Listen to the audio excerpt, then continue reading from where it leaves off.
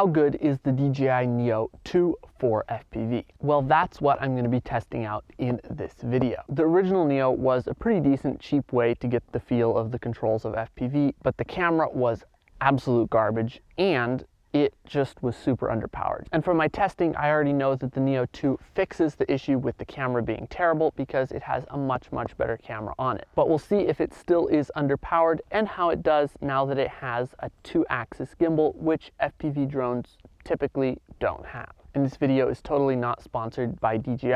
I got this drone myself with my own money, so it's completely unbiased. So yeah, let's get flying. And before I take off, I'm actually popping off these little prop guard covers on the top because that will reduce the weight of the drone a little bit and make it perform better. And that's also how I would usually fly the Neo, so that will give us the best fair comparison.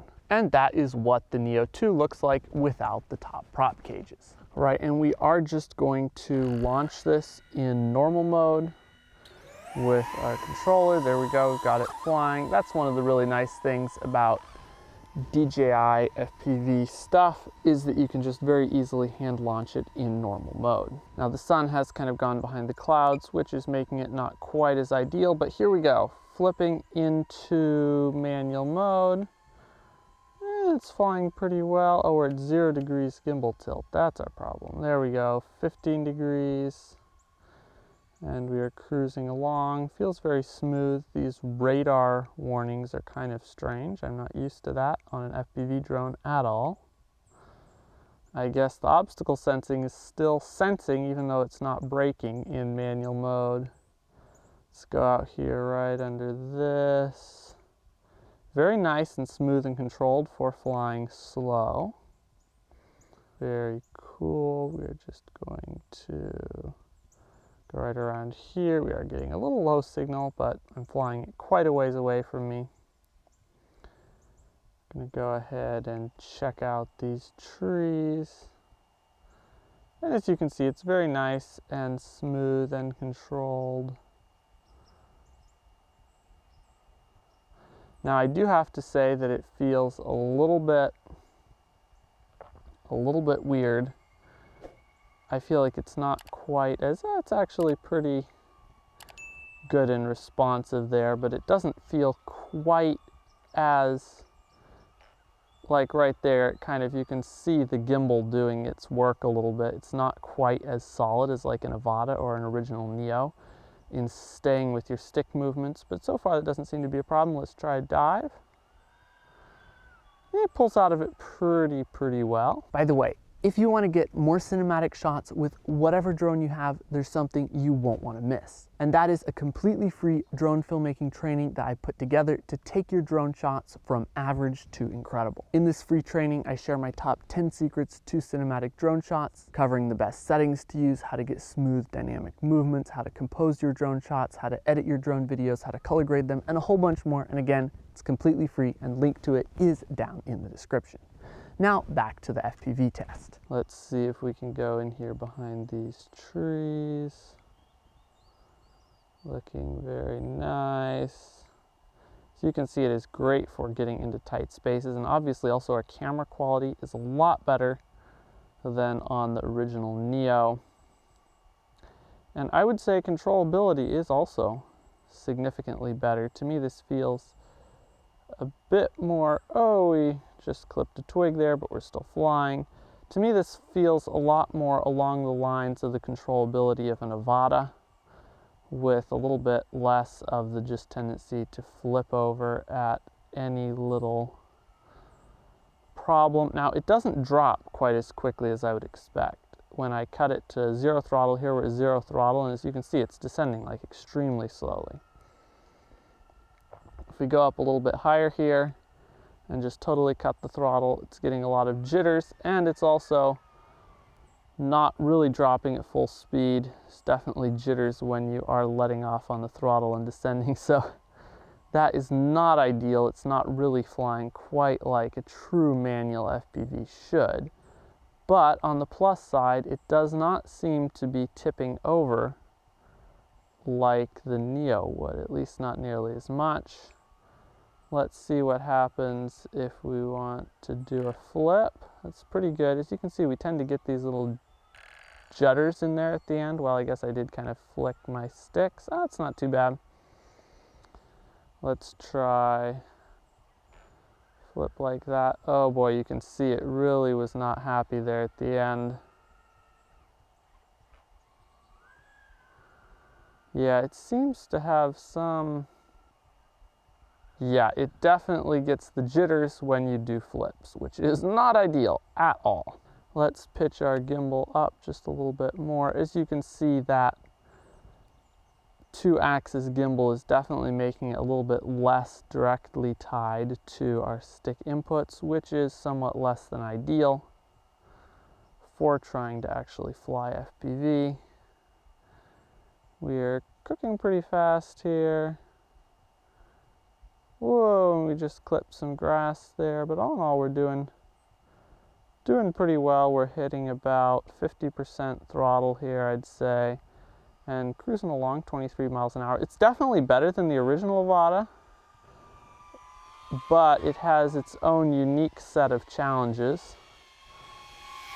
Among them, this 2-axis gimbal, which for cruising around like this, just nice chill flying, it is just fine. But as soon as you try to do anything a little bit crazier, like even whipping around really quick, it feels a little imprecise. But you know, if you're trying to do some kind of tricks, this is not the drone for that.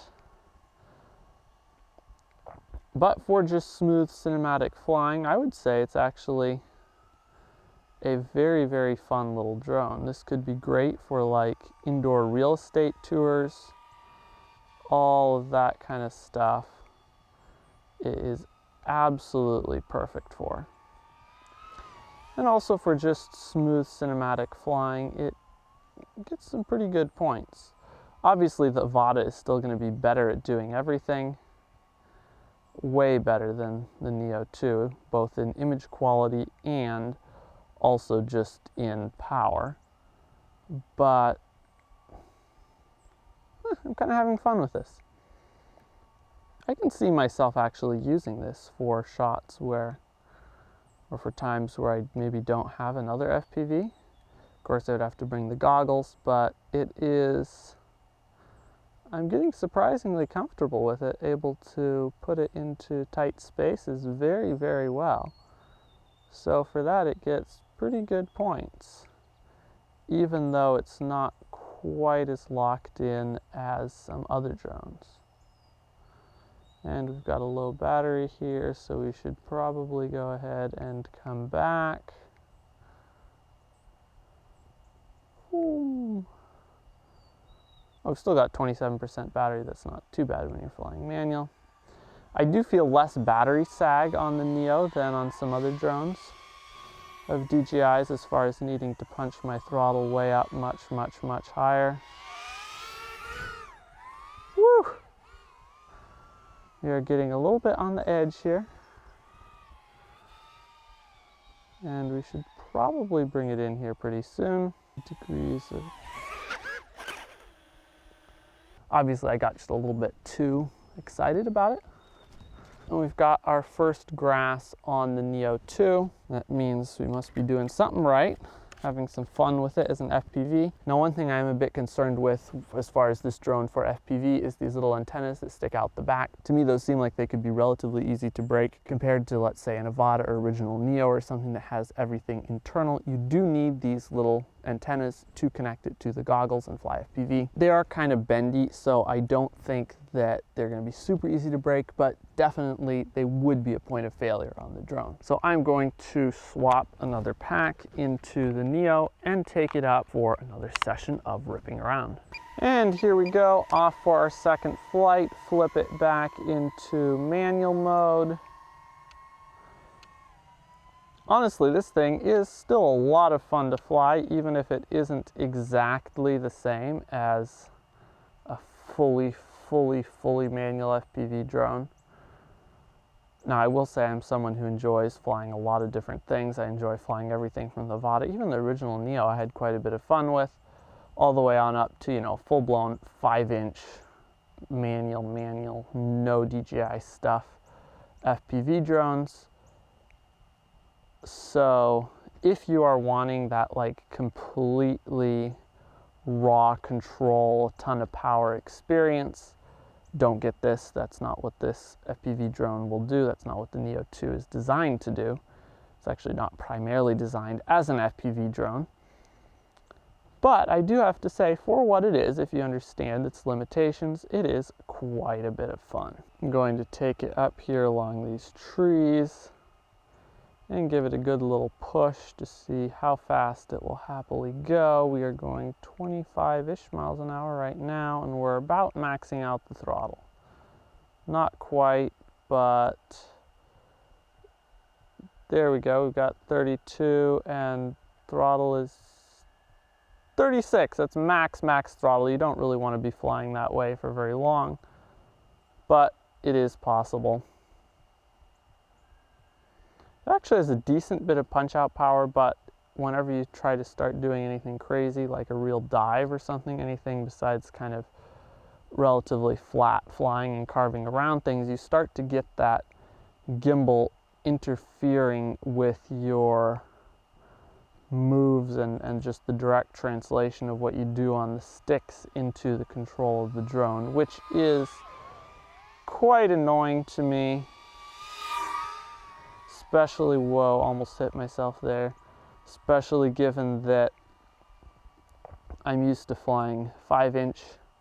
At this point, I've been flying 5-inch a lot, where you just have a ton of control and the quad just does exactly what you want it to. Now, on the original Neo and Avata, even though they did have a 1-axis gimbal, they had figured out how to basically entirely lock it in place, so it felt just like it was a solid camera. It doesn't seem like that's quite the case with a 2-axis gimbal, which is a bit annoying.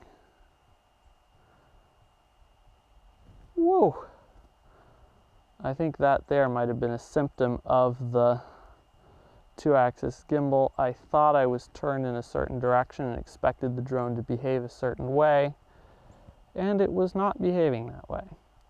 So yeah, I don't think I would get this drone primarily as an FPV drone unless you just want to kind of dip your toes in it and have a little bit of fun trying flying it, see what the FPV experience is like, see what it feels like to fly with manual FPV controls. Might be fine for that, but if you really want to get into FPV, the Avata 2 is going to be a lot better way to do that because it has more power and a fully locked in gimbal, and of course a better camera as well. All of that good stuff. And you can also just fly it in normal or sport mode, which is what I'm doing right here. And then you can just fly it like basically a regular DJI drone, except you are flying it in the goggles, which can be nice if you haven't learned how to fly in manual FPV yet. And the 2-axis gimbal is great for that because it will keep your horizon all nice and steady, unlike the Neo or the Avata.